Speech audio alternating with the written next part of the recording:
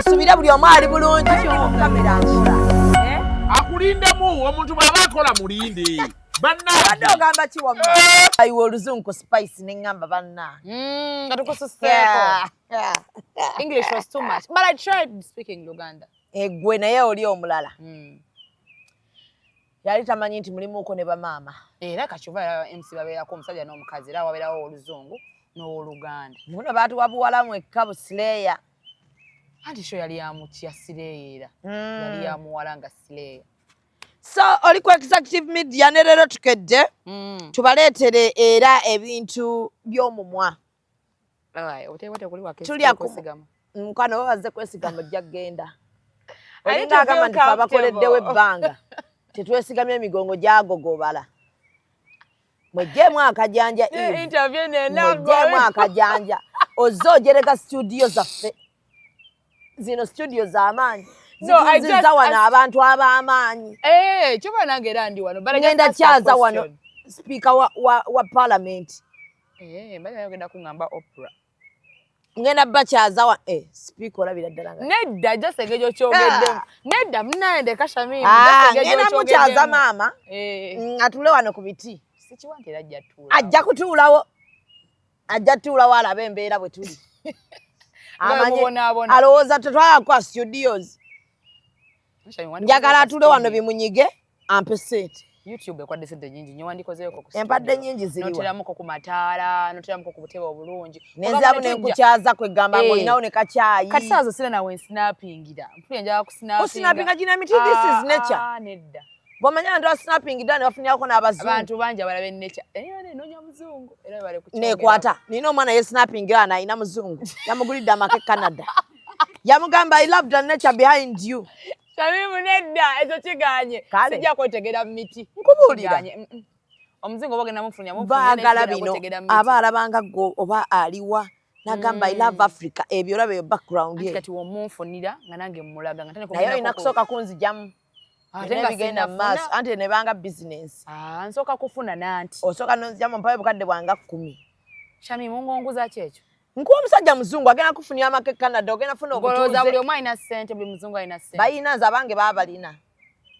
nze nina abaana bannyo benzijemu nabo ne banzijamu anti saaba abazungu olina gwafunirayo omuzungu tujja kwawukana mu communication 10 lwaki tewakola mu studio maama paka sirina bizibu birala ebizibu bye nina kya studio nga mwe mukyasotula ku bino ebitebe nyonone sene nkola studio sino si ntebe abaana bali zino ntebe munnange anti kati mu gundi bakiyita batya mu nature when you love your country you love Africa zino zentebe zoyina otuulako kati nga gwalavinze yo country wakalondayo bukipameka bwosanze kuko obucupa ate emirimu si gyange you love your country twagiteekako abalala babulonderonde kyekyatulondeza KCCA balonderonde bafune gye bateeka babikolemu ebirala naye mukyala wa KCCA atandise n'amaanyi agenzeko downtown agenze downtown n'aleka ng'agambye kasasira aveewo n'akkirira wansi n'abagamba nkomawo nsanga avuddewo yasanze yeeyongeddeko emirundi 3 bagamba mulemesa mulimu tebajja omanyi omwo mu KCCA omwo muli empalana beewalana ate banene na banene babimpa I get the information from borders. Oli ku executive media print creations yetukolera bino ebikopo eri awo ku Nkuruma Road era bw'oba oyagala bakuprintingira engoye z'omusajja nga kuliko mannyago osobola okubeera ng'ozireeta ne tuzikolako for security purposes.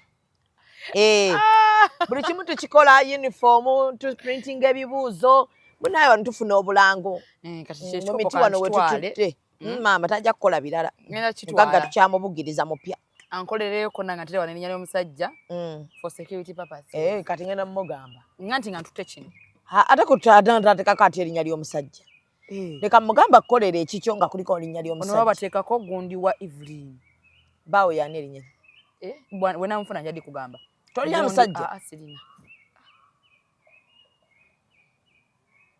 naye kasita gw'olina katutambuliza awo kasita gw'olina ate kati mwe babasenga balina okuba nga batubuulira kiba kirungi nnyo ne muba nga mulina so ati bwe tunaatuuka nga mutubuulirira olwedde mwe bemumanyi bye muyitamu kubanga era mwe basenga be tulinawo aba industry munaye ate kati ate oti gye batuuza bataba basenga Aba industry tunabafunamu ki? Obadde ogambye ndiki? Ogambye ndiki? Kyekyo kye ngambye. Senga. Mubasenga mulina okuba nga mulina. Kati fe tunaatuuka okuba nga tutuuse nga musobola otuwulira kuba experience is the best teacher. Walagwe. Wakawalagwe omanyidde. Sigale wali ku ki kubanga era ndi munene. Toyina bunene bwamu. Toyina bunene bwamu oli katono nnyo. Ate bw'oyamba address oba katono nnyo. Wenkala ne Nina Rose obutono. Owini success ekyo kituufu oba? Kituufu ekyo oba? Sizo Nina Rose yagejjamuko.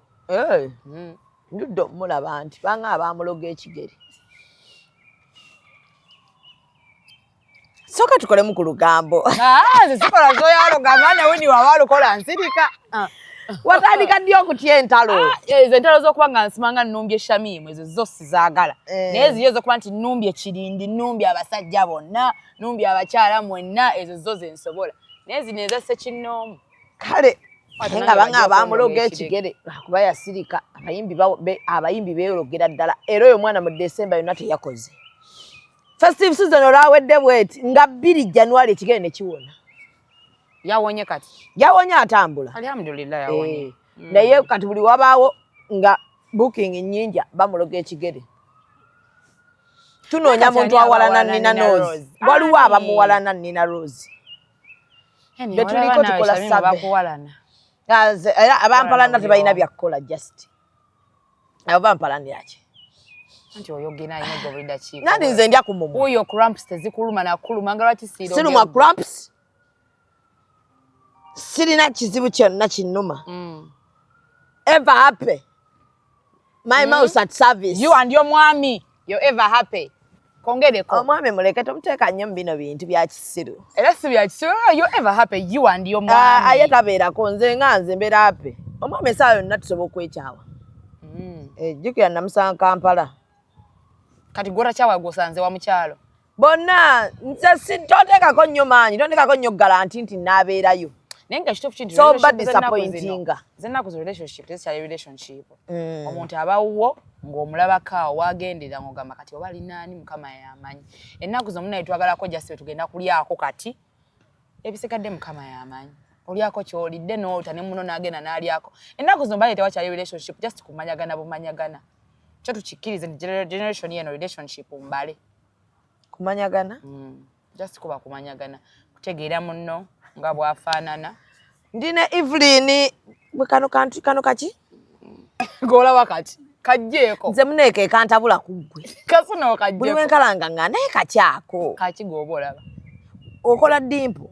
Ngikola. Simanyi ekyo gwakiŋŋamba.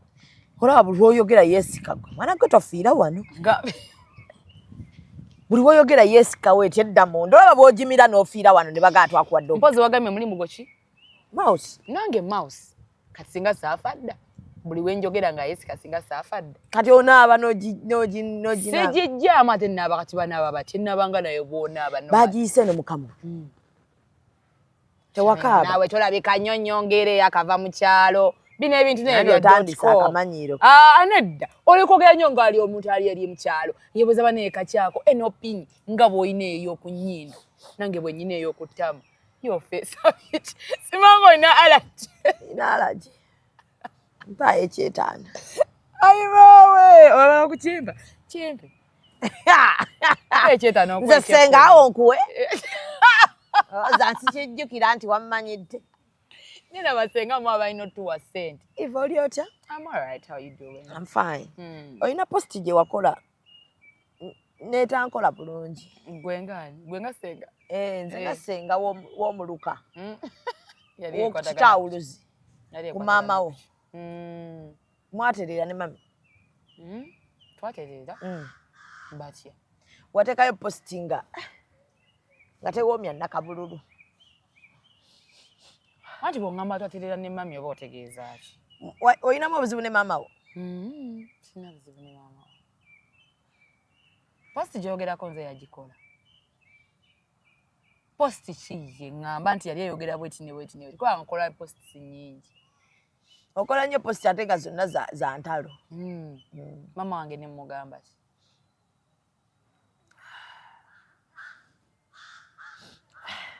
Chikwera bidi. Osobola okukijjukira wanze kankinoonya wano nenze post gye nzijukira ku maama wange. Bwebanga teyali ya rest in peace yali kyeyo.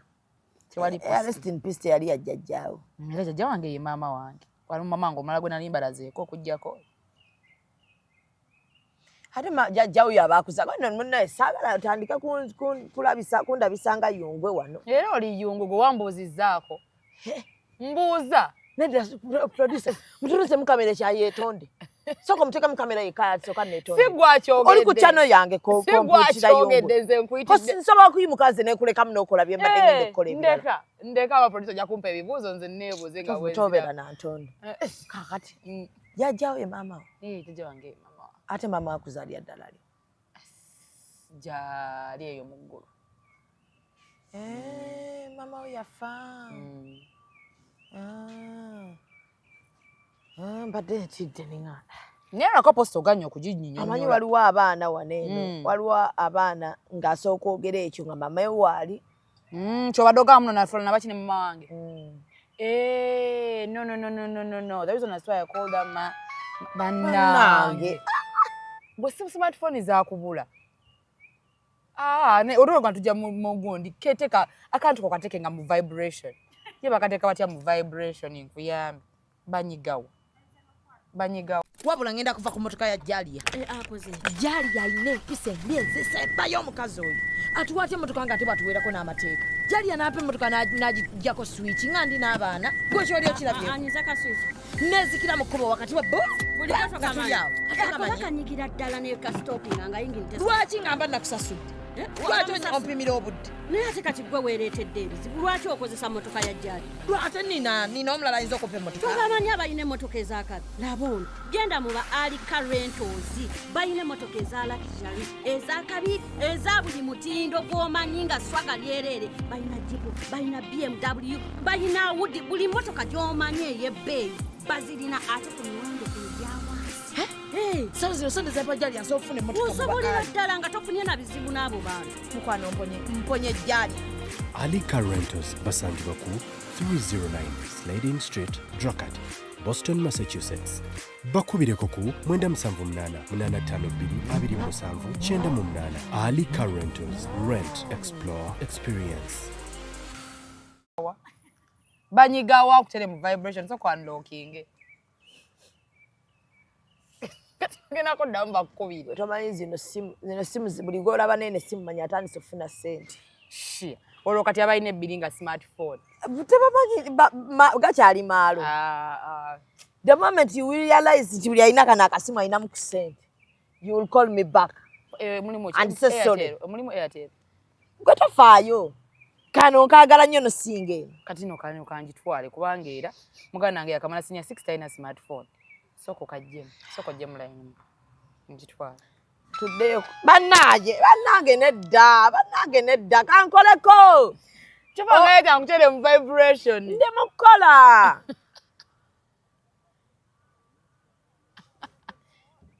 Ebiki? Wewe yoli mukola. Neddo lyo musajja mmwe yabireetedde omwana.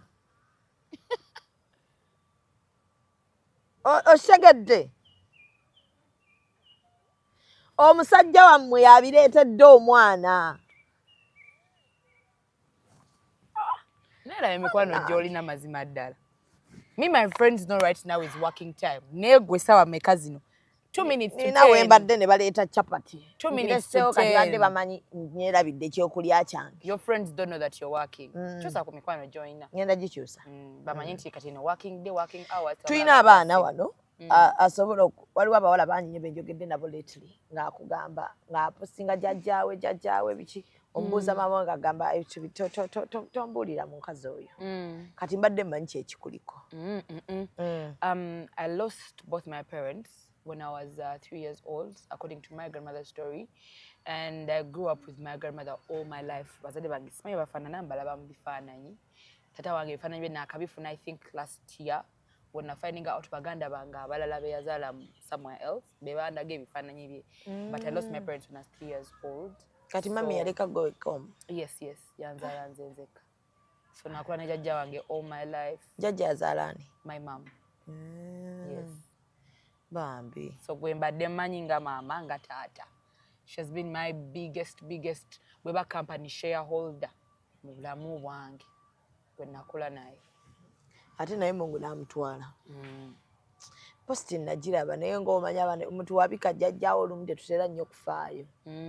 Tuba tumanyi stars jjajja.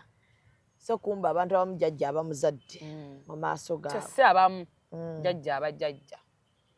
Because I think I am one person who can explain what it means to grow up with a grandmother who has also their own children, but still nosigala ng'okuze ng'omuntu gwayagala ng'omwana we. It was so hard for people to know nti ndi muzzukulu. Maka ga jjajja wange, it was so hard. Paka nga ye kennyini yakikwegambidde. Nange kennyini nakula manyi ye mama wange. Till a certain age reached ndoza ne batulatulamu ng'abakulu n'abakulu ne bagamba omwana tukole ki? Tumugambe. We baakugamba. Wabangamba basically I was still a young kid. Chine engeri era still era gikyankoza ne mu kukula kwange konna. Yes, nakula ne love, but nina ebintu bye nayitamu nze ng'omuntu. You know, everyone needs their own parents. Okitegeera. Buli omu bayetaaga, buli omu mu nsi eno alwanirira okufuna belonging. Nti zino shabimu ne waaba gwe bw'oba ovudde mu maka g'abazadde bo oba oyagala ofuna omwami ogambe nti kati ono omwami wange. This is my home. So everyone needs a belonging in their life. However much you have love. Buli omu aba yeetaaga weekwata mu bulamu.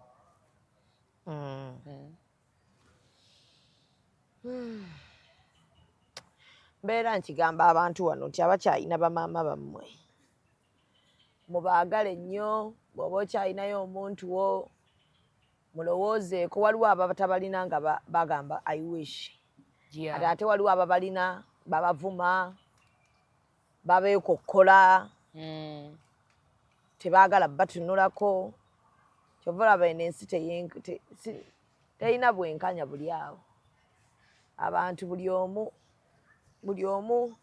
abaagala ekintu abakirina bakizannyisa. So obulamu bwe buti bwe bukoze. Naye sigambu nabonaabonako just nabeera ne emotional pain. Yes, nti that emotion. Olaba n'omuntu atakuze na muzadde ayina, first of all, kizo kyesinga okujjukira ku bulamu bwange nga nkula, low self esteem. Low self esteem. Ekyo yavanga ku kyate nga jjajja yabeerawo. Yabeerangawo n'ekyo ke twabanga bangi. Was so many, yes. Was so many. Kati low self esteem omuntu abagamba bwe njogerako kino wano wendi si waffe. However much there is love. Era bw'oba osobola okukolako interview ku bantu abatakuze n'abazadde asobola okugamba ekyo nti bannange sobola kwogera wano si waffe, you get. So all my life I've grown up nga nemba ngenda kola decision. I need validation. Nti kati nyinza okera ne ngamba nashabye ngenda kola no post gwolowooza ki. Nakati kikyakulimu. Sometimes kigenda mpola mpola. I think it's even according to the kind of friends I have now. Kigenda kivaawo like omuntu agamba Evelyn, but you know, so yes, you can, yeah. So all my life I think I've been like that. Njwala ne gigs ezimu zogamba nozitya. Sijja kusobola pricing akanjireke. Sijja kusobola. Era naye okuba ku pricing nze naye okufuna omusaza n'agamba Evelyn njagala MCing. Nja kusooka nfune gwe nkubira mubuuze wano ne wano oza nsabe sente mmeka, but nze agenda okukola omulimu nze mmanyi how much I'm going to put in. So era ngamba nnyo abantu self esteem eyo, like tujwaneko if possible even in schools.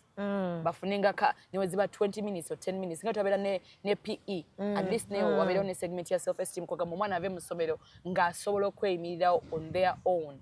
You know what it means to be a girl nga you're very confident. Zanamanya abana okusomera nga isimbe kuba head girl. Fine nange dali nesimba oko nesalowooza ku kintu kya head girl. Nga ndaba kinene nnyo. Olaba tokisaanidde. Nga ndaba sikisobola n'okusaanira nga sikisaanira. You get, so when I was growing up I was always looking for that. I was never aiming at the bigger picture. I was always looking at the down. Eyo nedda ewali focus nyingi nnyo eyo nedda. Nedda ne nasooka okukola tweet yange eyasooka eyali controversial. I remember Martha K yavaayo n'akyogerako. In the next minute I deleted my tweet. Yali etya? Yaliko abantu abakozesa drugs. Nasooka okukolera my very first controversial tweet was about people who use drugs. So when Martha K came out and commented something about it, ne bakireka ne ku blogs, ne nzizayo ne nkola ki? Deleting. Ng'otidde. Nga ntidde. Mpaka era we nagenda mu bantu abamu ne bangamba that Obadde is your ogirekayo. opinion. Gwe ng'omuntu kubanga essimu yiyo data wo ekyo kyolowooza. Kyova ne kusomera wabeerangawo number 1 ne number last. Singa mwana mubeeranga number 1 mwandibadde nga mutya ku ssomero. Tewandibadde wayamba munne. So that is your own opinion. Ekyova ngamba nnyo abantu oli opinion ye. Muleke kyalowooza. So all my kati life watandise nawe okubeerako bw'ogamba nti eyo opinion ya muntu mumuleke. I always say that it's their opinion and I want to start up a project inshallah mukama anyambye. Ina project ngeri mu line y'ebyo ebintu bya kukuboostinga confidence mu baana ddala abaana. Yes, kibanga kiva mu buto kiba kigenda kuyambako mu bukulu kubanga bw'okula ate ng'obeera no self esteem bagenda kumanyira ekisooka. Nze tomanyi mirundi emeka bantu bameka abangamba obutalopa alien lwakunkuba. Naye because nagenze ninamu eri self confidence nga manga lwaki mba simulopa yet he has done something bad. Ne mulopa. Because kati ngenze nkitegera nti omuntu bwakola ekikyamu you don't keep quiet. Kati bino bya last year nawe. Wadde bya last year. Era kino kya loss of esteem. Ekiriwa. Kuba nti wali tosobola baakulabanga gwe ali naive. Tuba tukitwala nti bayagala kumanyiira bumanyiizi. Nze singa n'emboozi kyabala kuddamu kugyogera. Naye nagitekera ab'amateeka. Naye ng'omusango waguteekayo wafuna amaanyi agagenda oguteekayo. Gyeguli. Even today gyeguli. Even right now it's still there. Yeah. Baali bagizeeko yadde okulaga nti nno you're important. Oba nti nno okulaga nti Shami. Sakondeke. Tobatya. Bani bemba sitya. Singa nalimba kya singa nagujjayo dda. Singa nayinjira singa nagujjayo dda. Gukyali. Okyali controversial. Blood, I'm a controversial person. Kati kyenjagala awamanyi wagajja wago. Omuntu yali talina self esteem kati okubeera ng'osobola okuyimirira n'oteekayo point yo ate n'osoma ne comments ate n'osigala ng'otambula. Nyina emikwano gye nafuna. Njolide nayinze already nali mu line eyo okuva kakabasi nga ndi kukyeteka amaje kya self confidence. Ne kati wonna mu industry nyina emikwano gye nafuna. Nyina emikwano gye nafuna. Kati osobola kubeera nga wali success agamba shia kiteekeyo. Okitegeera. Noga namukwano wange nzikiriza akuwaga sampaga sebo blood kubanga nze bisale bisinga byo byalowoleza muzisibye ndowoleza. Sometimes we have different kind of thinking on different things but we are friends.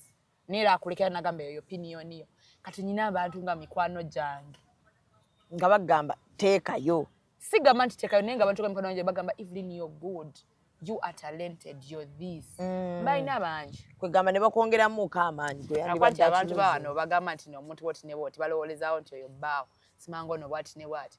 Abannayuganda mwabaki temulowolezako omuntu mwasobola kuba ne mukwano gwe nga opposite sex. Kisoboka naye kati wano tuba tulina okunuunamu akantu.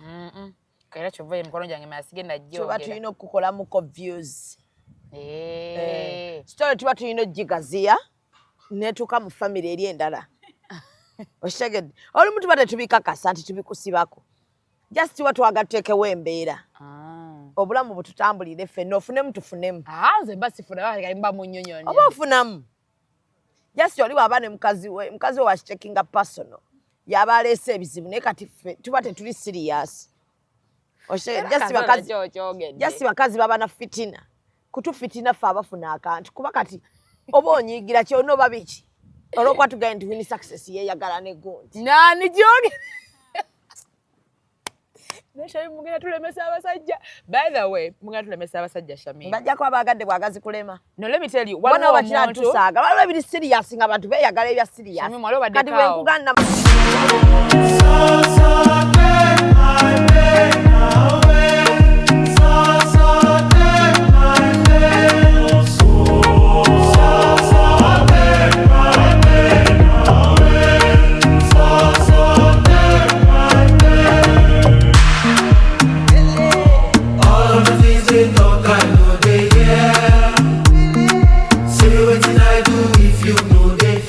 Mukasa yabba w'omuntu.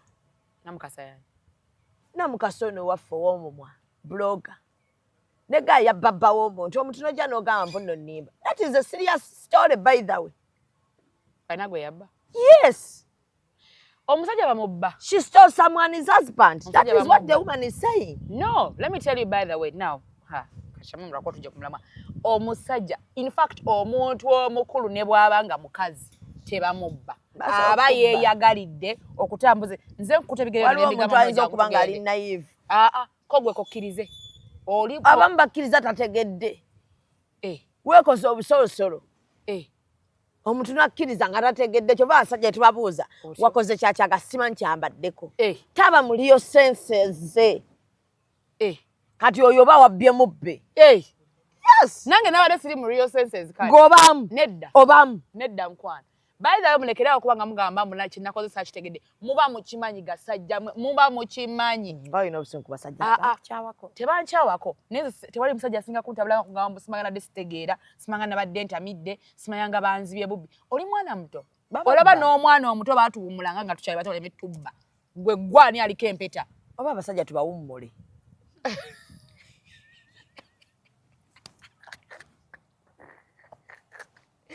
batufunireyo pini eraga nti mufumbo kati tuba tuwenda bateeka wano nedda wano waggulu we wati kwa wano kiri very visible wano ne ku susu waabwe babateekeko nedda oba okoze bubi susu babakubeko ttatu nedda walaba wanene wano ne wabajjeemu pini akatuli kasigala kalaga soka mukebera wano nga bebagaa nti nno bw'aba muwummule mukebere muwummule amatu atajja kukola musawo n'amugoba oyo kati nga n'omusajja baga mukebere ne Shamimu tuwummule abasajja amatu nedda wano ku kyenyi kano kapiniko kano kano ka design anti ngamba kati bw'aba mufumitemu mu ngeri weetyo olaba nga kantu kajire nawe kali we kati bambalanga pini bwesityo twagala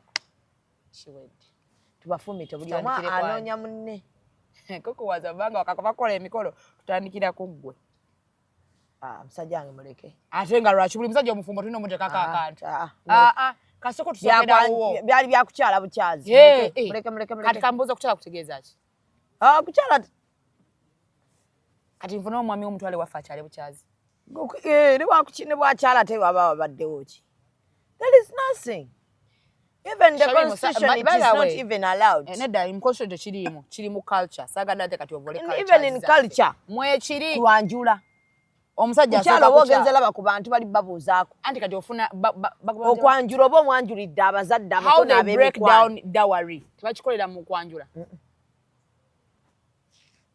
bakikolerawo mukukyala manya okubreakinga down dowry okukyala tebakola mu kwanjula mukukyala muba mwebuuzaako bwebuuza omusajja wa ddembe okuwaayawo ebbaluwa twalayo ekyokubuuza ki amutwalayo just kumubuuzaako era tolowooza nti okukyala kuli awo nti kwa kitalo kumubuuzaako omusajja asobola okukyala mu maka ga mirundi nga 10 oba obadde tokimanyi nga tolina wosoba muvunaana naye nga ekituufu kiri nti nze njagala wedding ne introduction bino byonna njagala omusajja ajje just ewaffe maybe atwale butwaze ebintu tukole wedding kubanga ndabya ddala ebintu bingi abantu bagenda kukuwalana maanyi mangi bakulogena okuloga tona kutuuka ku wedding okitegeera ate bali ayiza kukuloga abantu baba batulogaloga ne batuvaako eddagala terikyakola abasawo bonna abali mu Uganda baffere bo bennyini tebakyamanyi oba balogo oba si balogo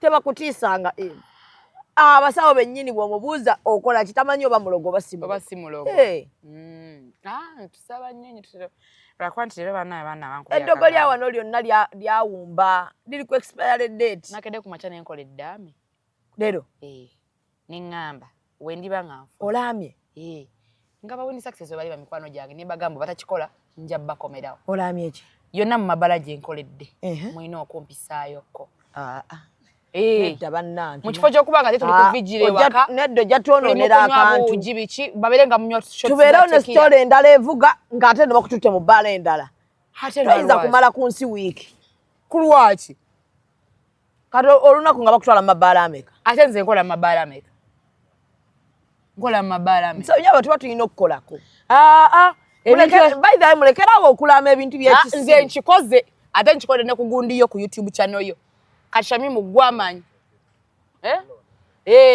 Shamimu ku makya nagambye kimujike ne win success mikwano gyange naawe weegasseko kubanga mu lunaku oluyiseemu naawe Shamimu bw'atakikola mu mukwate bwe nnaba sikyali ku nsi kuno bane mu mabala yonna gye nkoze mumpisangayo mufo ky'okuntwala ewaka ne tunywa obuugi babayisengamu shots za tekira Kati nze bampisa mu shot yaki. Kyonna kye banakuwa. Ya buji yaki. Ya Red Bull. Bajja kuwa ya Red Bull. Bakuyiwire mu ka Red Bull kasaziba nga shots. Ate kye yamani wogo omukolo ye Kasuku. Kubanga ye ebintu bya shots abitegeera bulungi nnyo. Naye Kasuku ng'akoze ku bafu bangi. Ngekyo yamani just. Kalina mubikirize ebintu by'ekisi. Hey! Entebe zange zannyina ewakayo kangakagamba ebyobugaga byennyina. Entebe, fridge n'emmotoka. Kati ebyo tubitwala wa? Mujabi wa baganda bange. Bano taatawo be wasanga azadde. Nedda. Kati waliwo family gye mpita mama ne taata ssaawa zino. Kati abo baganda bange. Betubiwanga. Muganda wa mami wange, gwe mpita mami ne bbaawe n'abaana be. Kati ku baana abo nimu bensinga okwagala. Betubiwanga. Ate engoye. Engoye ezo egunya gyamanya engeri kikolamu. Kubanga ze engoye zennyina tezagadde bwe mbanga ngenze kati engoye zennyina tebaziwanga baana. Engoye zo si z'abaana zo. Si z'abaana. Winnie afune baziwa. Winnie yamanyi. Amanyi engeri distributing. Engoye zo ziramidde Gloria Bugi. Ne ava piece ajafunako. Ne ava piece. Ne Pretty Banks mikwano gyange. Kuba kati kali bambi engoye zo tekasazamba. Mulimu zebo zayambala kati nga bino byennyambadde asobola okujamba. Asobola ne kati eri waggulu tekalagaayo. Kalaba kabusweta. Tekalaga. Neera mmenyamukko. Akumenye? Amenye. Kati obulamu buli butya. Obulamu buno industry giyingira otya eno ey'amawulire. Nze eri nali nemye okwogera Echo. Okay. Echo. Peacock. The lane soldiers are in place. Teyali yomanya gakisoga. Kile kya ICT mwata kuchachi ngati che. Tinewe mwene company iweko ba Ecop. Tiyali yoko maina gakisoga. Joba abe nacho photographer. Yango ko omwana abe na ile tugolole. Ecop. Aye anti chemberere ngaye twakolanga moto sukali sigala kibiriti watu kwa kuiduka wagula sigala waisi ayo lwacho bongo bwage myanga bifu ayo ojabo kutuma sukali ate ojabo ochemba kilo 3 eza sukali omutigo baba babeera banu anga sigala abakaira abeere zira tanu anga sigala kilo ya sukali omutigo wa sigala ne kibiriti aye ngo yamungira oyemba mu kirala bibiri watandika wabichusa kilo ya kibiriti kilo ya sigala no omutigo wa sukali edo komegereza ngo ize na sigala mboko danio. Follow us on Instagram at Ecop Photography or call +256 702 935 078. Don't forget, they do it smart. Book with us today.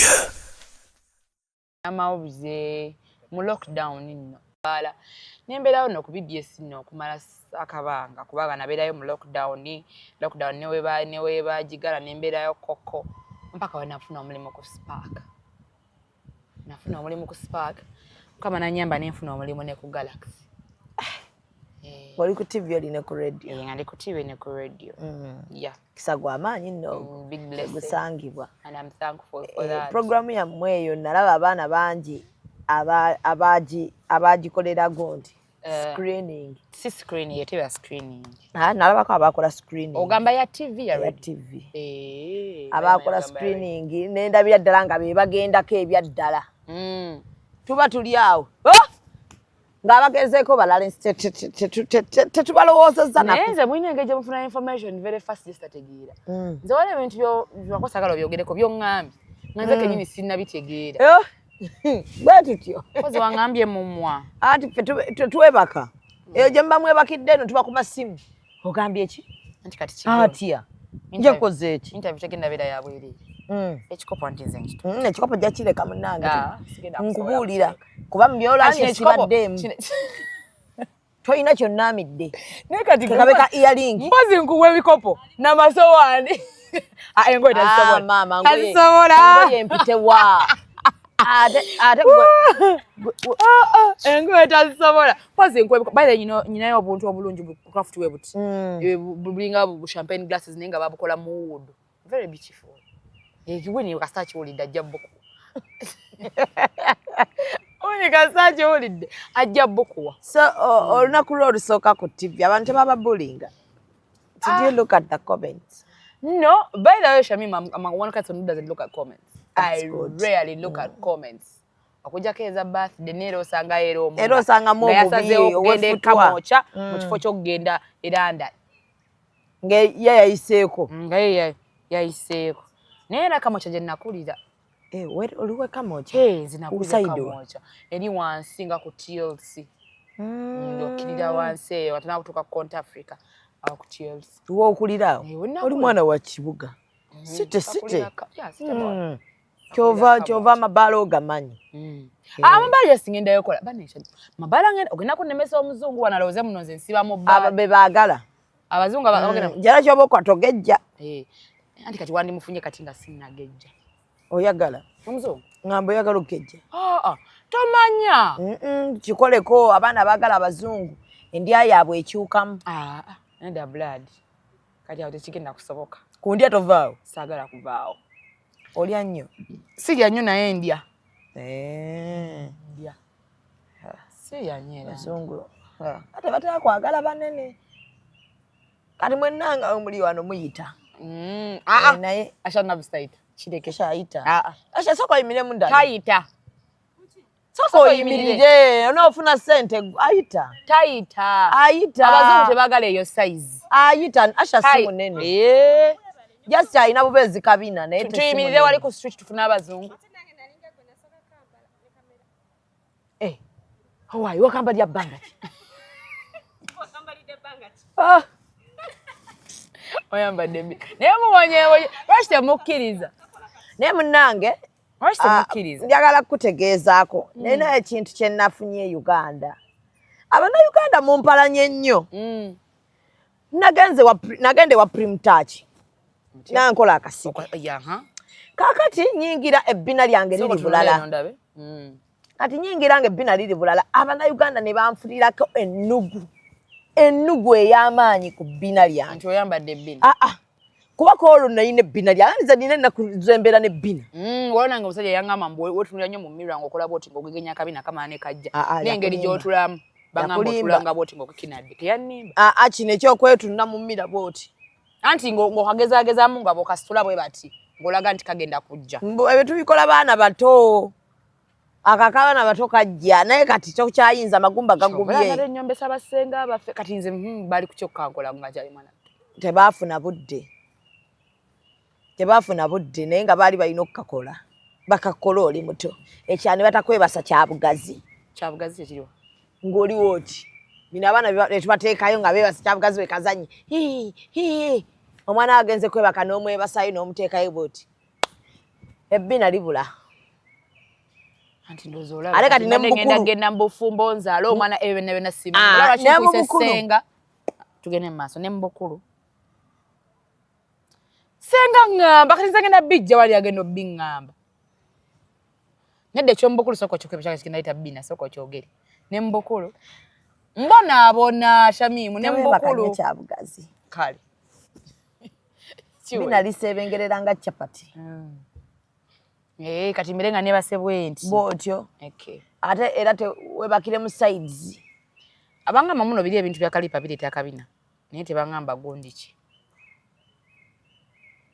Asaze okubeera senga ngamba. Biriwa. Ebya kalipa. Nti no walo style zokola nga zizete bina. Ngaja fira bwerere. You will not get it. Kola bibi getewe bakakyagazi. Kalipa. They are lying to you, my dear. Shamimu nzenga seba kacyabugaze bina ngali agana. Okirowoozaako boba weebase. Anti noki. Nti ebbina. Anti olaba nokiteeka mu mutwe. Enga bola woteeka sente mu mutwe. Ebbina tolikolera ng'omusajja. Abasajja oba bbina oba si bbina akuganje ka bbina omusanga ayenda kwatalina bbina. Anti byebyo kati gwe lyekolere ebbina lyo. Edda wabeeranga n'obubeera obutono jjajja wange yaŋŋamba tebaabeeranga ku market. Bagamba buba bwa bisiraani. Naye kati mukwano be babeera kate si ba bisiraani. Nakituzula luvannyuma tebaali batulimba. Ebintu ebimu jasimba mutulimba bulimbi. Ate kati anti bero kati omwana osanga abalina amanene nga bagakendeeza. Osanga abalina obutono nga bagenze gagejjesa. Kati beera ne kyolina. Nedye ebbina bw'owulira ng'olyagalamu olyodifuna. N'ebbina liyamba ki? Mbu mu kutuula kuno. Kyokka wano situdde. Era mbu omenyekamuko. But yambu mampuli akatunga kanyiga. Towulya muno mu bulago muno temutera kuluma muno. Ate kati bwe wawadagala nti wani bbina. Ati entuula eno katula abebbina abamu. Shamimu kati kanzoke nkuyigirize batuula. Bwe bati. Abyobimanyi. Naye olaba kati kasita kyalina gwempuluvinga. Ntulanga olaba onofuna sente. Tugenda kubiddamu bino. Bwe nafuna ki? Sente. Kwegamba kulabikira nga tayina. Kati kyekikubonyabonya n'ebyo. Omugagga. Olaba abakazi abalina embuto ezirimu enkululo z'omukwano. Polo. Babaagala sente. Kyekibonyabonya neki? Nebino ebyokutula n'obeera wooti. I am a lady. I have to sit like this. Kati bagenda kusetimaya goti katende batuyigiriza. They trained us. Kikireetesa amasomero Bomboozi. Anti nkulagaze gye nasomera batutraining. Gosomera bamaama. Gye batagamba na lady has to sit like this. Ayi. Abaatuula bati. N'abaatuula bati. Tuli banjawulo. Nedda. Kiki ekikufudde ow'enjawulo ng'otudde bw'oti? Nedda. Kiki ekikufudde ow'enjawulo? Omwami ajja kwagala okutambula nange. Nti bwe ngenda mu public simuswaze. Naye kati gwe shabi mugenda mu restaurant. Bwe kibanga gye ekikutawaanya. Oyagala mbuku. Ate nveewo nga mpadde obukadde 5. Tugende tukikole. Naawe otuule bw'otyo akugambe tujja kulabagana enkya. Nkubiraako. Tugende tukikole. Kati awo shabi oli mulogo. Totawaana tebalina formula. Kati awo oli mulogo. Dogo terikyaliyo. Kati kaŋŋamba ekintu kimu. Balina formula. Abatuula bati. Abatuula bati. Nze nina abawala bennina batuula bwe bati. Kati gwe otudde nabo batuula bati. Hey, what do I not tool like that? N'atuula bw'ati. Ankubira. Ofudde ng'otudde ankubira mwoyo ekyebiri. Ne mugamba omugongo gwonna wagumenyaamenya dda. Otudde mu bintu by'ekisiru. Ekyolimba. Entuula gy'otuula bw'oti singa ogikola ssente. Ojja kwesanga nga bw'otudde bajja kukukwana. Waliwo abaana ab'obuwala ng'atuula bulungi bw'ati. Nga talinga gwagenda okukera obonebone ate okubira Evelyn Mike akwe interview. Nga ye just atula butuuzi bw'atyo. Because she's classy and she's up there. Talinga gwakeera okuyiriba. Ate kati gwayiriba ogenda funa ddi obudde obutula bwe buti. Anti kati obuzibu bw'oyina gwe kati gwe. Naye kati omwana w'obuwala n'akeera bulungi nnyo very classy. Kati kamubuuze kakondo yambala inch enkanawo. Nje njagala buli kakondo sojjambala by the way. Ne inch 6 ogisobola. Buli kakondo. Mbulirizaako. Nti wano mu bakazi abasinga otambuza enkondo yani just naye ku height ye era egyetaaga. Ku height ye era ogyetaaga. Ekyo tuleke. Kaira abantu abali mu height yo. Ogambye ki? Height ye era ogyetaaga. Naye ate weewunyisiza mbala nnyo. Ate ogambye mbusapatu anti nedda mmanyi ogitambuza. Ate mmanyi ojjambala kati sobola kwambala kakondo ku mirimu gy'enkono. Oyiriba kati noonya kantu ate nga nza mu nkono. Bawo ng'ali kufa abatudde bwe tuti abambala obukondo. Singa yabafuna dda. Ago kanyagabe mutabayina. Ne bw'aba gye bali. Kati nze kankubuulireko. Abasajja oba otuula bw'oti.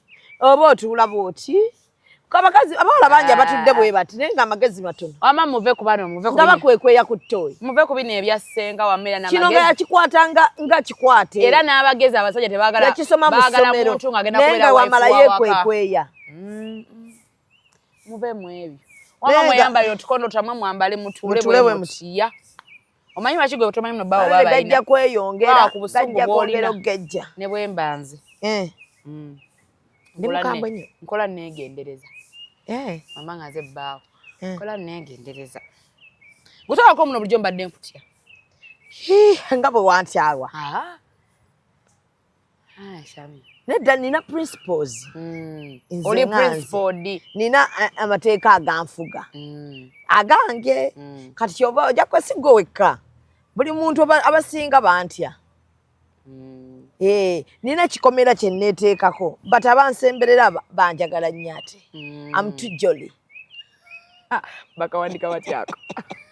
So spelling. Jolly kitegeeza ki? Kifeekize kireke. Jolly kitegeeza ki? Shami, jolly kitegeeza ki? Ate ze taze kuvunula. Anti jolly, anti kati waliwo omuntu. Nze n'ebigambo byange bye nakwata bye ntambula nabyo.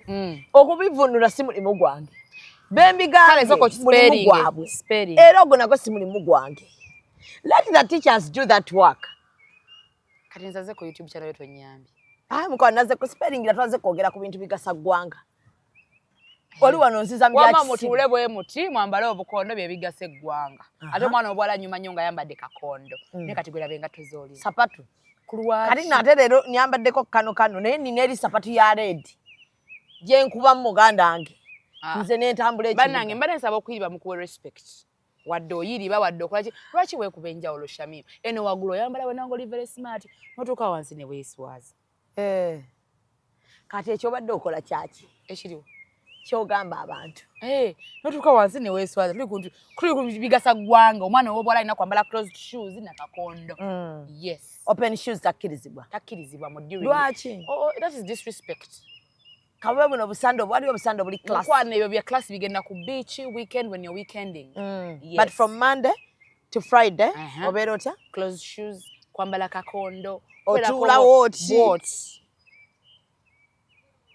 bwe tojja bisobola senga nange twadibadda tojja bisobola senga bireke tuli baavu kamala kati omukyala watuula bw'ati abasajja tebamulaba abazungu temuli basajja nga ndaba bakazi bokka abasajja bajja bayika bakyebase bajja gwe beerawokko atwagala balina bakazi baabwe waliwo amma abajja bokka bajja wano baba bakulukulu naye be babamu n'akasente abakulukulu oli bakozeko interview abazungu bajja wano ne tunyumya take time nenyumyako n'abantu anti kati interview eri kumpi kuggwa ate kati nasigala wano nga ninze muzungu ojjaku so bawo enamba yo n'ekifaananyi kyo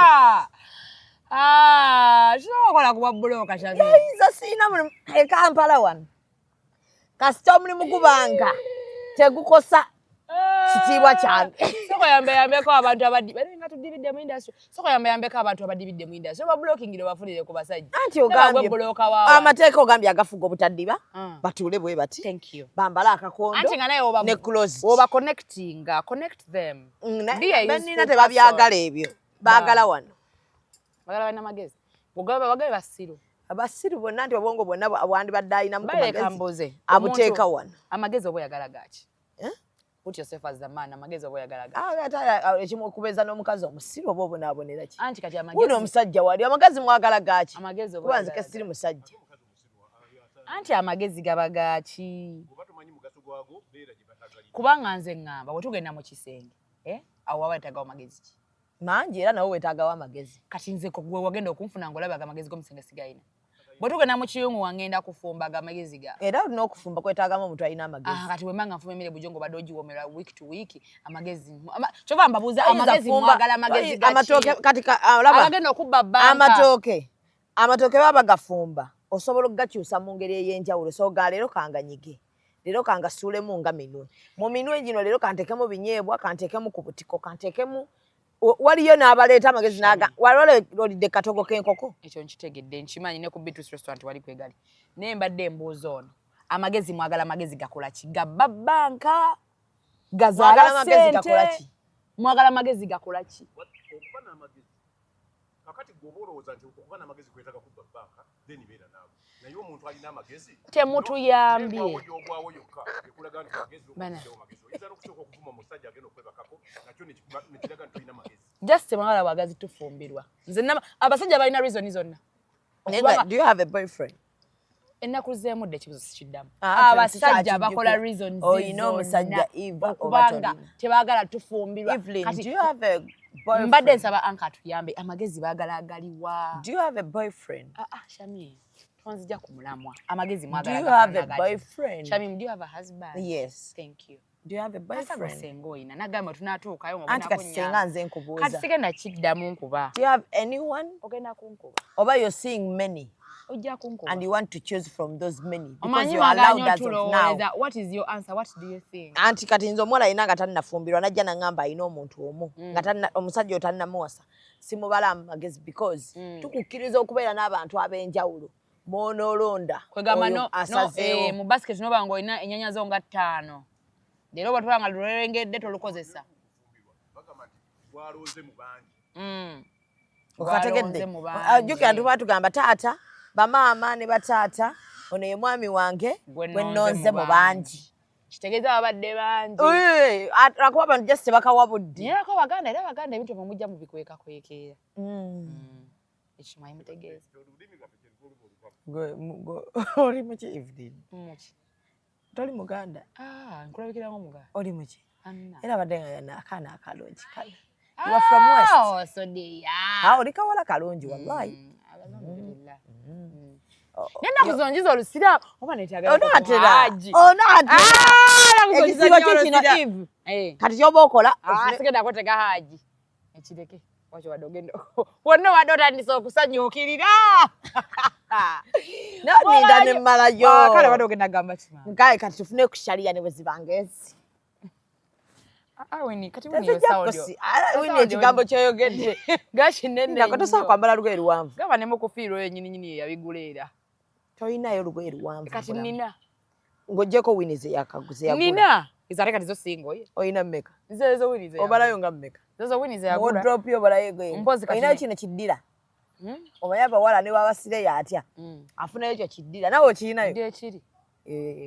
Ya kiddira. Bawoza nti kyabafumbo. Naye buli omu akirina kya mirembe kyakwewa mirembe. Era kubanga kituufu kiri nti bahaji. Nze nandyagaddeyo haji by the way shali. Omanyi lwaki haji ye muntu agenda okugamba ku Monday paka Tuesday. Nera nange musajja era Sagala mbeerako era nnyo buli kanako. Lwaki? Tulina omuwala wano yagamba ayagala obufumbo bwe buti. Ng'omusajja afuna olubuto lwo. Ojje ewuwe kumuwa lubuto. Nodde ewuwo mu makaago. N'addamu n'akukubira ng'ali mu ddwaliro kuzaala. N'ojja n'okima ku mwana n'obeerako naye n'abeerako naye.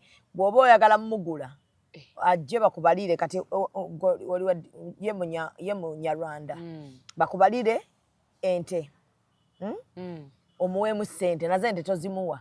Muweemu ssente aweeko bazadde be poshoni yaabwe naye asigazeeko. Tayagala nnyo byakubeera na musajja Monday to Monday. Ate alyokke nakyo twakimubuuza abantu yakyogera n'abantu bayomba. Ati nga bayombera ki? Nga bagamba abawala boonoonese. Ate twonoonese just nga Shamimu okufuna emirembe munnange okitegeera nti nno kati ebintu byatuse byakugabana. Shamimu ne bonaakola otya omusajja si woomu era n'abalina musajja nga we woomu beebabale. Tusobola okukola no research nga mulinganga 10%. 10% nyiza okuba balina nnyingi nga mulinganga 5%. So kati mugenda mukikkiriza. Kyova ngambe neeyagalira haji wange. Gw'omanyi nti already ayina. Tulinga manyi tuli abawala bana. Nti Monday, Tuesday agenda kujja wange. Wednesday oba Thursday oba balina nga gye bagabanya emiyungu. Kati nze mmanye nti no ngenda kulaba kwolwo. Dano okubeera n'omuntu agenda okunnimba nti ngenda kujja leero Evelyn n'otajja. Abantu banga tusula ffenna oba nga tubeeranga ffenna otakomawo kiro. Nze yo pressure sijagala. Oyagala n'omanya nti gwenzize nze namba gundi. Leero Monday babeera wagundi. Raze wange lwenkibala. Ebyokubeera n'omusajja temubeera mwenna. Ate leero takomyewo kiro. Ate akulimbye musimanga was with the boys out. Ate akulimbye musimanga we hard work. Ate musimanga business trip. N'omusanga ne bakolaga ka video ng'ali ku kivulu. Blood. Ate obeera n'omusajja nga alina abakazi bana. Otegeerawo nti essaawa yonna asobola okwogerako owokutaano. Tebikuluma nnyo ng'omuntu akulimbye nti n'oli wekka. So ekintu kya Amira ne ndi timu Amira. Oli timu Amira. Lwaki oli timu Amira? Nze njagala nnyo omuwala nga yeemanyi mulungi ate nga tagenda nnyo mu ntalo kubanga first of all si yeyeewasa si yeyeekwana. Omukyala oli agamba baazaalamu muzaale. Kati gwe kyogerako ki? Omukazi yagambye kasita yatuwasa atumanyi. Yaba abamanyi ekyenjawulo ku basajja. That's the most important. Ate omusajja yamanye ennamba zammwe. The most important thing. Kuba gwe omukyala buli omu oba olina kumanya nti nze ennamba yange nze ennamba buli mukyala amanya ennamba. Ne mu guno omwaka bw'oba ng'omanyi just oli girlfriend bu girlfriend. No finding out nti no bba wali kwana Evelyn. Munnange bambi tojja ngonzungirako. Ate otya. Ebyo wagaye musimanga abasajja baba banze wossaamu bba. Eyajja n'ankwana. Ebivumo by'ovuma mbadde nsaba obikyuse. Obivume ebbaawo. Kubanga bwe mbanga nze musiru. Ekitegeeza nawe oli musiru ne bbaawo musiru. Kubanga yakwana omusiru n'akwana nange omusiru. Kati ffenna tuli basiru basatu. Sagala kummanyira. Yo mukwata amasimu gaffe. So guno omwaka temugenda kukkiriza ebyo by'abawala bavuma bya kisiru. Omuwala n'onvuma. Nze sigenda abawini waakona muti ye. Nze obuzibu lwa kwasagala nze kuvuma na kuyomba n'abantu. Simply because even the kind of work I do munayo munda so kwa nakuba screenshot n'awaayo blogger. Naye nze bw'omanyi nti no bbaawo yankwanye.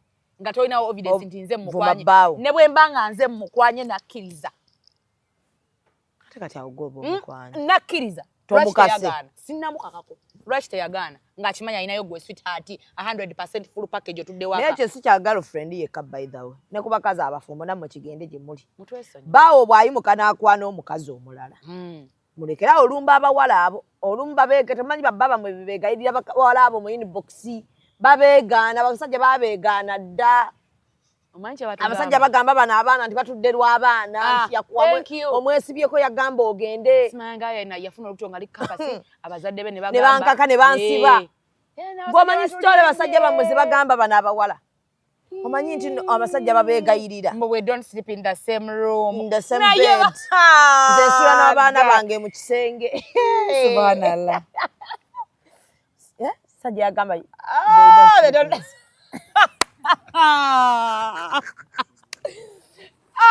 Nanga yakola bubi. Lwaki asajja batuuka awo? Omanyi yaga we don't sleep in the same room. Ano omukyala we nga manyi bw'afaanana. So namusanga ali lubuto like 3 months after. Ng'amaze okukiŋŋamba. Omusajja? Ng'asanga omukazi ng'ali pregnant. Kati naggamba kyawa. Bulijjo njagala omuntu yali kyago kyali kituuseeko. Kati akugambe we sleep in different rooms. Kyokka emyezi 3 omukazi ali lubuto. Kati omukazi oba aba yayenda. Kazi bendera mu bufumbo. Ekirungi abazungu abasajja awo si muzungu. Oyo si Mukorea. Kalinga Akakorea. Konedda. Kachina. Obote obukopi kaveeka. Leka kopi era okalabira nawo nengeje kamba. Buba bumanyi ddagala. N'ekisi kye tukolesha. Yamoyo. Ongeyeza ne banno leka tugeye ne kubana. Lezo yenageza birungi. Tugeyo kuba nti nera osesa. Twachudde nga tukyogera. Nengamba ne Mukama ati teyanzaala bwentyo nga ninga shamimu nga nsesa. Nga buli kyenjogera kisesa abantu. Tokiwulidde nga tukyogera. Kusoko mbulire. Kati bwe wasanga omukazi nga myezi 3 wamuweereza ka message. Nedda namala obudde buwanvu ne mane mugamba. Because you guys said you don't sleep in the same room. And nagamba as if I saw your wife in town and she's pregnant. Nagamba no. She's not the one. In town. She has taken years without going to town. Ngamba omamune otubera nnyo campus eyo. Batulimba nnyo nno. Nengamba she has taken years. Ate nga kituufu kuba nange wano wendi. Maze obudde bungi nga sigenda mu town. So kisoboka omuntu okuba nga amaze agabanga mu town. Ogenda mu town. Ng'oli busy. Okay. So one time munange nga ka message kapopinga. I want to go to hospital and they said we go together. Boya kalabanga avuddeyo n'apapa. Nagenda. Era ng'omuntu gwe banaakwata. Nenkireka nenkimba amazzi. Munange era twali awo bino bye munyumyanyuma. Bale mulekerawo kuba nga mwogera nnyo naddala nga mulina bye mulimba. Oyinza okuwaba. I'm expecting my third child. Ate yakyogera out of excitement because the stories are talking about were exciting stories. Like that the good things that happened to you. Yes. Now get my 2 children have been my greatest happiness. And now I'm expecting a third one. Yeah? No kolotya. Ate nenkola n'omusajja si wange. Ne ati kiri kye yalimba different lomo. Sajja babirimbalimba gwe ne babigansumanga ati my ate wali abeekyanja subhanallah. Musimanga mu quarantine. Nageba I'm quarantining with my sister. Muganda wo omukulu nawo omusajja omukulu mukyabera mu nnyumba emu. Sajja ate kusonda bakyagala bizibu abeera ne sister wa mutegeera.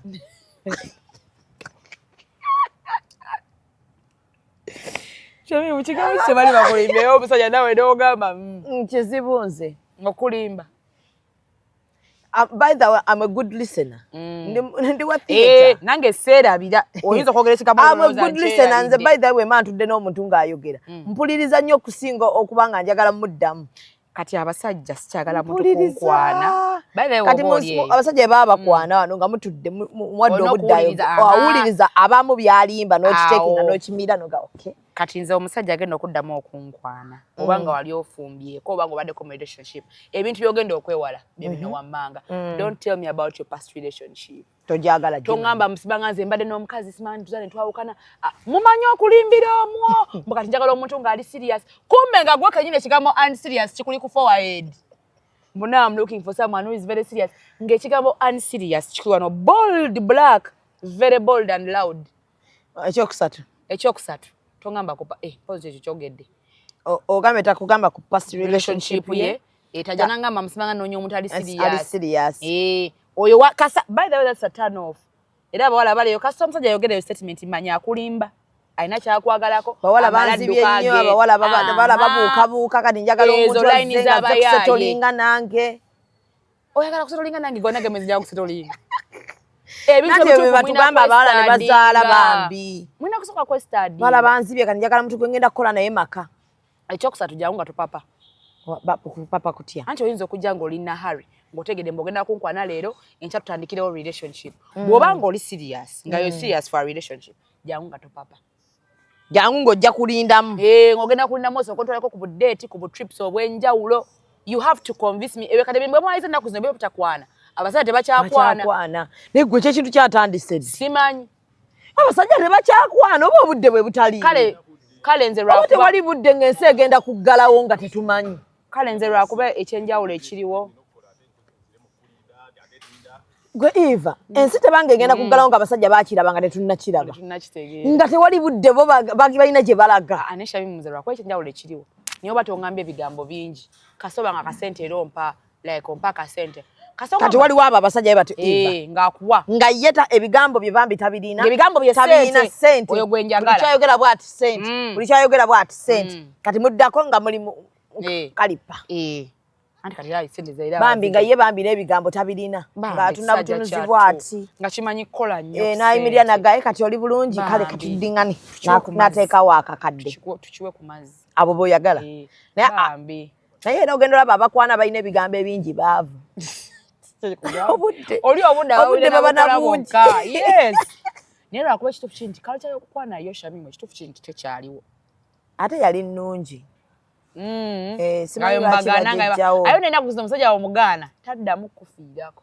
obudde tebalina Shamimu Edo balina gye balaga omusajja yakukwananga leero n'ogaana enkya n'akomawo n'amala ne wayisaawo wiiki nga mwenna omuvumi evumye n'ayisaawo wiiki n'amala n'agamba naye era wanyiigira ddala anka ayogedde ku kyennimiro nze nga sikimanyi anti ono si wa binyeebwa ebintu by'ekikadde byoyogerera ku bawala bano abato ono si wa binyeebwa bano abaana ba .com bano abaana sina ba vesti ba bintu by'ekisiru wama anko oyogera ne ssenga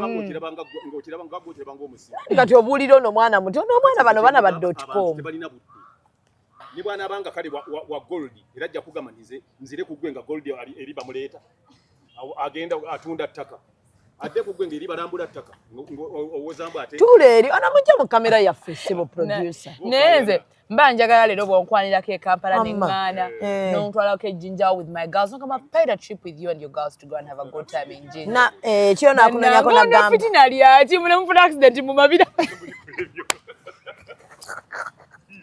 akadiya ino kituufu tumuleke ni fitina tumuleke omwana agamba paid a fully paid trip with you and your girls to Jinja nema nagamba I'm thinking what are you doing next week what are you doing 2 weeks no more program yo bwena abeera nagamba kati kannenyige wano can we go to Dubai there's something I want to show you Evelyn abana bakole ennaku zino abana bakole ennaku zino we bali bambi kubanga singa nange nali mu bisera bya anko singa nange ni mu mwanya abana zino boat trip zaabwe ze zino Dubai Zanzibar Maldives Zanzibar nesibanyo ba simanga okwanisa sente mukulu nadda producer tuyamba omukulu naave mu ndoza anka akwanisa binyeebwa tetugenda kumusobola wamma abawala naye nga abasajja bo tebakyakwana but mutyagala ekyo ekyokuba nti tebakyakwana nze obeera n'oli gwe tugambye okuwa amazzi tokiinaako buzibu oba akwanye batakwanye enkwana ye eraga nti ye kati wanaakwana omusajja atayogedde osobola tegeera otya nti kati akwana waliwo abasajja sente tewali kirala wensi wategeera okugjako sente waliwo naso okuwa sente nga takwana gyebali era nga nengi nsobola omutegeera kubanga omuntu akwana n'akuwa sente akulagirawo intentions ze n'omuntu atakwana nga akuwa sente buli kanako oyo aba akukwana aba akwagala naye nga tayagala kikulaga ng'ebigambo birina we birakidde tewali muntu asobola kukuwa sente buli kanako mama aba akweyanza kyoli muganda we olaba nabo ne baganda baffe tebazituwa baali ate bakambwe tebazituwa kati gwe lwaki era nawe omuntu akuwa sente nyingi leero omanya watagenda kussa ddaaka ayagala kukwana so omusajja wakwana nga nagamba siri mufumbo Evelyn naye ng'akulimba mukazi we kati gwe okutegera nti mufumbo nga mukazi we olaba simu ekuwoninga omuvaako ng'ate abadde alina byakkoledde. Sisobola kumuvaako ekyo njagala nkyogere nga sikirumyemu sisobola kumuvaako. Okimanyi abawala mpozi nga yaŋŋambye munnange ye n'omukuya n'omugamba mukazi wankudde n'agamba nja kukunnyonnyola nsaba nkunnyonnyole ffenna ekitegeeza atwagala agamba oyo natyo bigamba nga sharing is caring. Ne bwali banze Shamini omusajja nga mugagga omusajja omugagga omanyi titaviikako taviika kate nga mugagga ate nga akwagala taviikako era nkimanyi kiruma otula butuzi nga bakubidde no bakuvumye omukubidde tokwata masimu atumye mikwano gyo gyonna giweni agikubidde amasimu asose kwetondera eri aleese ebirabo aze olwo nno yeetonda byataka kugamba mukazi oli yamanyi weesiba ku bbaawe babba bamwe be basiibako eno kubanga kati kangamba ekintu kimu by the way newe mbanga mmukyaye ne mwesonyiwa agenda afunayo omulala era kuba yaba ekimwendeza weekiri bansubwa ebirungi ebigenda okuyamba okukyusa future yange olw'okuba nti omukazi akubidde akutiisiza nange nze by the way I can be a second wife or third wife. Kiki nagambye engeri n'emirimu gyenkola nti tegyetaaga nnyo kubanga n'omuntu ng'oli awo yetaaga muntu akwamu space n'okola ebintu byokuba ekiro olina okukola kumakya okeera nnyo ataaganye nti ne breakfast n'atamulekaawo ng'agenda mufunako eri ewa abalala so kiri okay Shamim for me gwe it is okay newabanga si haji ano manyi abo babitwala bwe bayinza otandika okubambira for me it is okay bambi mubambire kubanga yo thinking yammwe mwabagala ofumba buli perfect mugende mufuna abasajja nga babaliko mwekka aliwa anti bagende babafune the earlier you accept it the better otherwise the generation tekyali bufumbo nabagambye mujjawo alina mu kasente abasistawo ne muwakana ngenza okulaba omukyala wa Segirinya omugagga ng'agambye nti mama bamutwalire emmere ne bajja be bonna abalina abaana babatwalire emmere tebeeraliikya bagenda kusoma kati owala n'otamujja walina mu kuseeto okitegedde kubanga gwolina okukabya bonna babaddeawo kati batunudde bagamba abaana bagenda kutuzaako ki olina kudda wa sistawo kati balina omukubira nga mugaa kati munaye baaba baba munaye kati gundi teyasomya alina omwana munnange abaana bagenda kuddamu osoma very soon abaana 100 nga bwe baabalanze abamulekwa okusaasirako famire ya Segirinya ne mikwano gye n'abalala bonna abaalumiddwa. It's not easy by the way. I know what it means to lose a parent. At first nze nali sikimanyi naye kati ono gwe naloozinga it has been and it is something I've been trying to heal from. Tekimala gawona kyovula beera ndeba nnyo okuba nga mbeera nnyo n'abantu all the time newala nnyo okubeera nzekka era n'okuddayo waka making sure nzirayo nkooye nga nebaka by the way ekyo kintu kirungi buli muntu alina kyayitamu weemanyiza obutabeera wekka si kirungi kati gwokiiseemu okimanyi therapy minungi nnyo ddala okubeera wali abantu bajja kukusesaamu boogera ebiboozi by'ekisiru munyumyeko obwongo babudiverting obadde tolina byolowooza obanga ku bizinesi bate bagendeko side of the business family ayi family yebaawo buli muntu aba ne family nina mama ne taata mami muganda wa mama wange mukama yanyamba alhamdulillah nafuna omwami awe yalina obusobozi kubanga zina nja koma mu senior 6 kati ono ba mami yali kuweerera because I was a very bright kid atenga nembozi yange naye agiwulidde nagamba omwana yeeyongereyo kasome ne bazadde be gye bali basanyuke kafe tumusomese yamanyi kyali ekola abantu batyo nga tebakyafunika bannange bulamu bwensi buno so lwenjogera ku baganda bange beebo ate nze abasinga saidi ya tata nga togyogerako kubanga sigimanyi munange era nakagimanyi bambi nakagimanya last year so the aunties ba uncles bonna tebakunoonyaako yadde tebanoonyaako nno era ne mukubalaba last year nze abana yajja wange yagenda okufa naye nkyamaze otegeera Shamimu lozo omuntu aba yafa dda nga tannatuuka kufa yajja wange yafa nnyo n'afightinga nnyo okulaba nti mmanya abeewaffe like there was a time she was so much on it tonex tetuuka n'okunyumisa n'agamba naye gwe nagenda okuyamba bino ebintu nga siriiwo so every time she would raise her voice I didn't like it so nga tinga tufuba okuba nga tulaba era yagenda okundeka nandeka mu mikono gy'abantu it's too bad nti teyalabako ku baganda bange abo bennakalaba nti baye natukugenda obbalaba Yeja nija yatandise. Nedda ate nga mulwadde nnyo. My grandmother has been bedridden for a long time. Kubanga yafa cancer. So she has been bedridden for a long time. Nenga bonda ba hard working. That is her. Yatuyigiza okubeera hard working, very loving and friendly. Yes. Kuba nti omuntu yali musuubuzi. Nabanga atulabirira ffenna. Abaana be bonna. Ate nga temuli father figure. Bonna. Kaya father figure baalingawo. Ne father figure atuka ekiseera omwami we gwe yali alina naye n'akola ki? Naye n'amuvaako. N'avaawo Blambo ezena. So it's not easy okuraising abaana ekamwocha.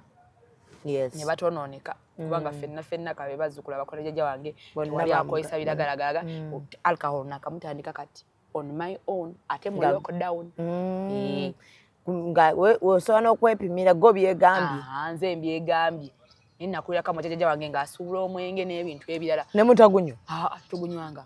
Omwenge gwenywedde nze agwenyweredde wano mu Bukulu. Kiki yali nga mukambwe? Shami.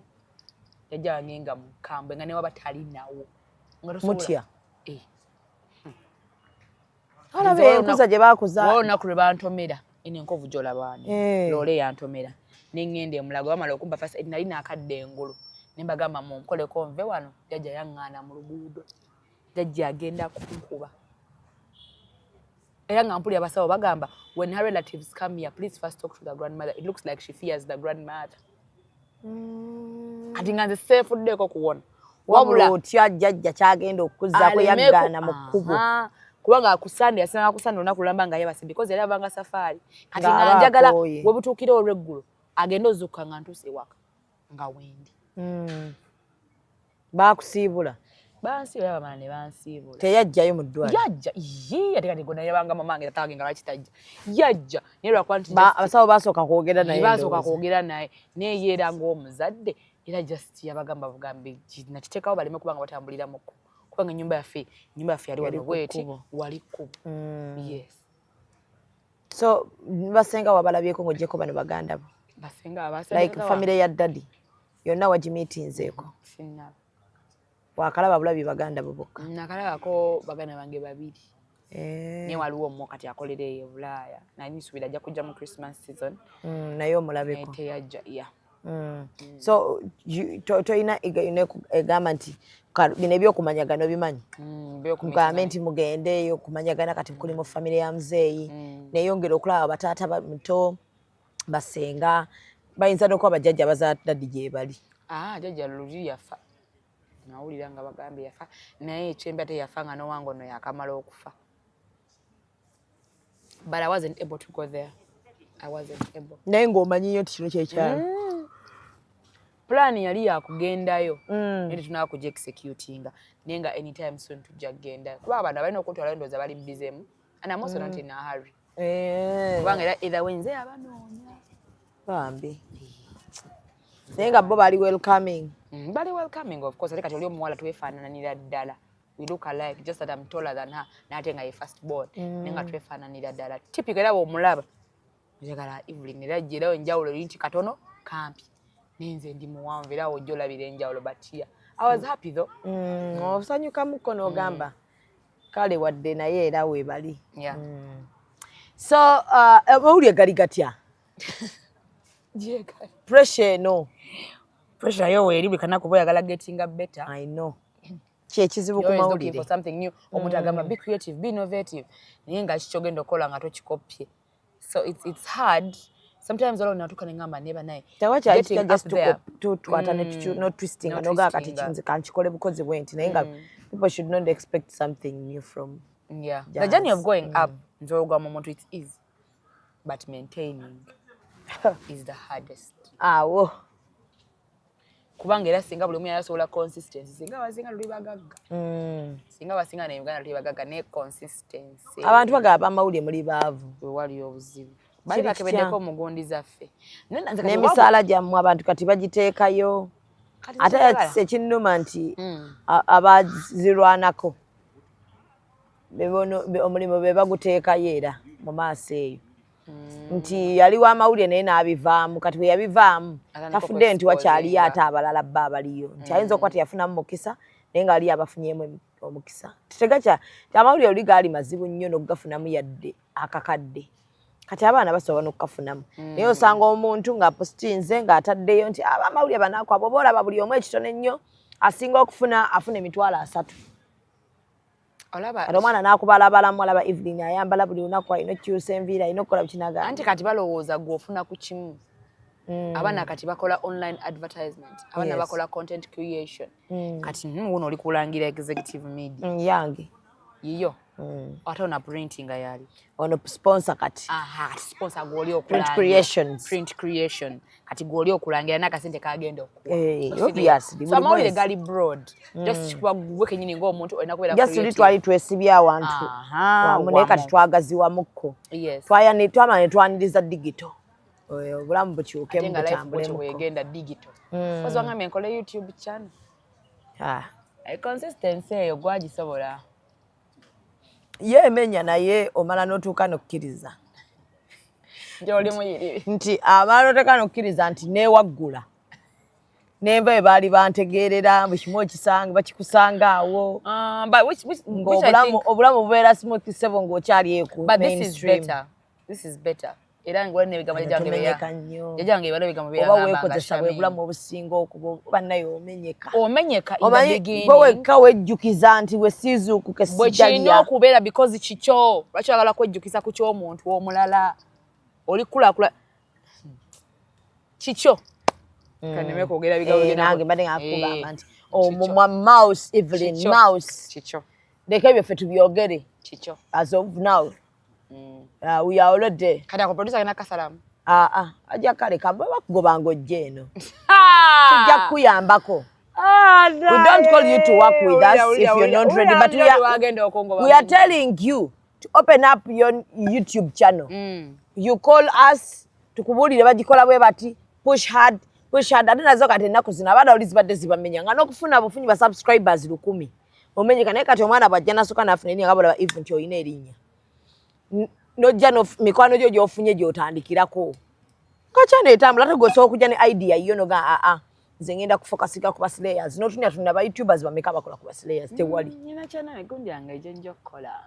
kati ogenda olaba nga gwe olina ekikyo kyozze nakyo kyanjawulo saba executive media ena n'enkofiira buli kimu tulina mumulage kwambuleera tulina kamera tubulako ekintu eki studio obutebe buno bumenya namugongo wa mutandisa okumenyeka banna yona buno obutebe just siyala ofuna n'ekirabo kitinga kino bwe kiri nenesigamako bwe nti kale era omulamu bwa butambula ne kati bino kati obedda ndiwe kati kutukuze musawa mega anti kati mba mmenyeka umbrella eriwa yaki ngambe bala exactly kwambuleera muleke kwambuleera bwe bali motoka tugireke andi wale mwina studio twagala umbrella ozirabeko twategese tubulako ekintu eki kati singa tuli mu studio singa umbrella twagiraze edda kati ngeri wali twagirabye edda anko ne wata yanguwa nze ntegedde nedda yanguwa kimulume amanye nti abakozi ba wano bali active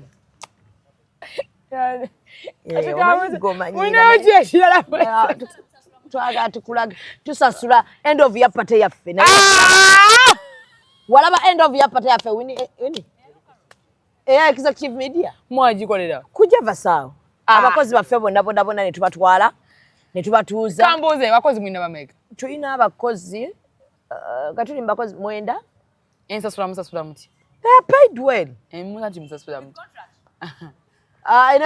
ene waffe byenjawulo ebiriwo wokoowa ogenda naffe wetukoowa tugoba tetweteekako nnyo mukozi kumusibako contract kumumalako mirembe agera ku makyana gaa naye mulaba nkooyi erunga naye olaba genda yamu 5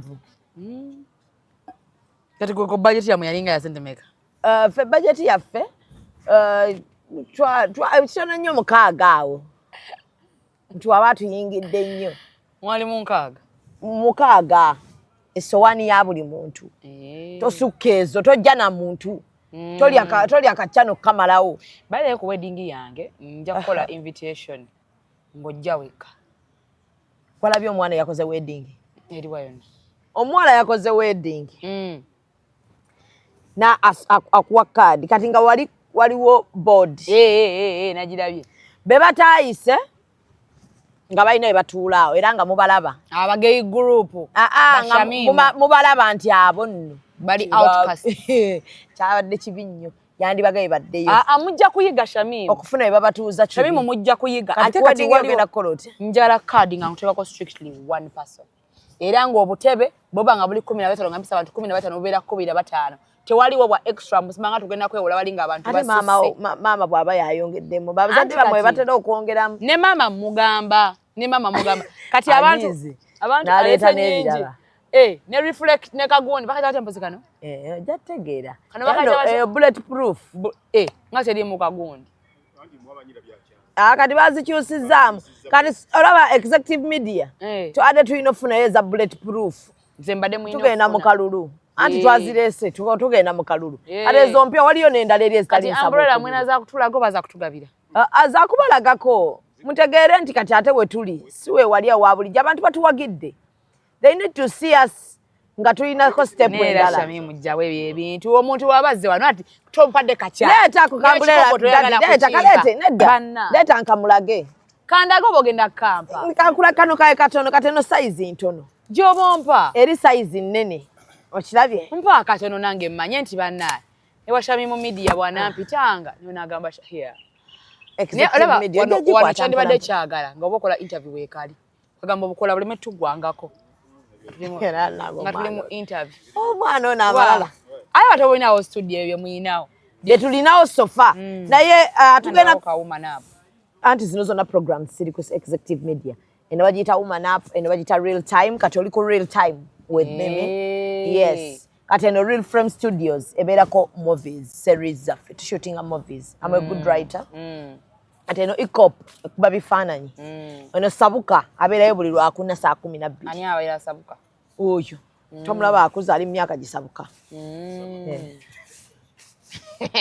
kakati munnange watya bwe tuli nyimira nyongo obuzanyo bwalala mu lockdown kati twabuzeemu mwatubezabezawo mu buli kati twakyusizza cyane twaguddeyo cyane endala real frame studios leeta bannange kwata ggwe ano bwe tukyaza kati bakambwe kali kambuuze ogenda kwati batozinga tyo shows nga totugabiddewo twakuziraga wamma oli ku real time with Mimi njagala kutumirako kuba Boss Beauty ba sponsors baffe wano bakola ku nsusu okwo njagala kwongerako aba Alika Rentals Boston Massachusetts gye bali mu America tukubulira ku sponsor baffe abalala tulina Manda Express Cargo ali Turkey waka ajja bintu Turkey nabikuleetera wano ya shippinga in short shippinga tulina Jeje Sounds yamu wano kubetulanga yakola ku kivulu kya Wisdom sound ndozo mumanyi bulungi wa Jeje n'enkuuka ne wa Catherine Kusasa yaha kakati tulina Mimi's Glamour batunda ngoye linda ko Mimi's Glamour yalo yogwe ya Mimi's Glamour Palace ngoye motikiriwa Sapolo byakana kanonga owa kati ne sawa ojoso okwogererako buli kimu buli kimu ati kati wali ya erisivinga naye kati sobola kukwata simu nga nkola eringo bagikute eyakatooki yankubidde abadde wavunaanyizibwa bayogera ku chapati nagambye okyuse emikwano olaba buli kimu kisobola oyimirira nga omuntu ankubira ssente biki naye omuntu waba ankubira nga kintu kya mmere kyakulya mukwata bano banina bizinesi Shamimu badde njagala onnangireyo kano simanya biki abo sibakwata balindamu naye omuntu wankubira nendabako food mukwata alsa zali zinzisera oli mutuufu lya mu budde kyala gende wa Shalom akweddagala yampadde eddagala lya usa lyankoledde Shalom Maviri njagendako abasawo abalala tulabe webinaagaana kasana laamye dda saakulamidde wano nga wannami temukolagana ne Shalom nze just nkugambe ngenda mbasawo abalala sitegeddeyo nonsonyiwa nenze munnange sina kyenayogedde nedda mukwano olumwogeddeko n'ogamba ani njagenda mbasawo abalala alina eddagala lya usazi wala irikola abawe kacupa kalungi bwe kati yalimpa nali ndi bubi manyi zimpisa bubi zinyola nensisima nekola biki Shalom yebale emirimu gyakola gyatuusaaga mutumireko Shalom ebale kujjanjaba abantu Omumanyi ye? Shalom omumanyi. Nja kutwalayo. Ewan. Yaguddewo channel. Ojja kuntwala ewan wa Shalom 256. Tujja balunaku lwakumeka. Lwono tuwa. Ndiba ndi busy. Ayi, lwotanatuwa. Nakutona na dumpo kajja kuba oli bize. Nange ujja mbadde neegombako okubeera ku channel yo. Kati mbadde nga tugendeko ne wa Shalom. Nti ndowooza olya mikwano gyo gikulindira gy'okola. Naye mukyusa emikwano. Ani? Uwa. Tiye takimanyi. Ani gwe balinze? Mbugwe. Ewa. Mboyina ddiiruzo andi kye mbuuza ggwe obeera otya nga tokimanyi. Shami mundekambe. Olaba kyusa emikwano. Tojja kumanyira anko. Mulageeko nti toli wa muzanyi. Ebyamanyira alowooza agenda abambira buli muntu. Ate abamakasi yatugambye nti namwe musobya. Ng'olabika ate ng'okimanyi nti abakulu basobya. Kati beerekereze bano omukulu ate takyajjukira nti alina omulimu. Bajjukiza mujjukize n'akaani nze nga ngulinawa. Ne bamugamba ye ngulina. Sibula abantu tuve wano. Guys, thank you so much for having me. I'm so humbled. This is my first time talking about my grandmother's journey, by the way. And it's the reason as to why nakkiriza okukola interview now. Kuba nalaba ebintu bingi abantu bye bali boogerako ate jjajja ate mami. I didn't really find it well, but I'm thankful that I've cleared the air. I'll be happy to be back next time. I love you guys. God bless you. Happy New Year. Oh, we love you guys. God bless you. Happy New Year. Tobisobola bireke. Sigala mu Luganda. Wenkulabira wano. Wano wenkulabira. We love you guys. God bless you. Happy New Year. Executive Media. Focus, innovate, succeed.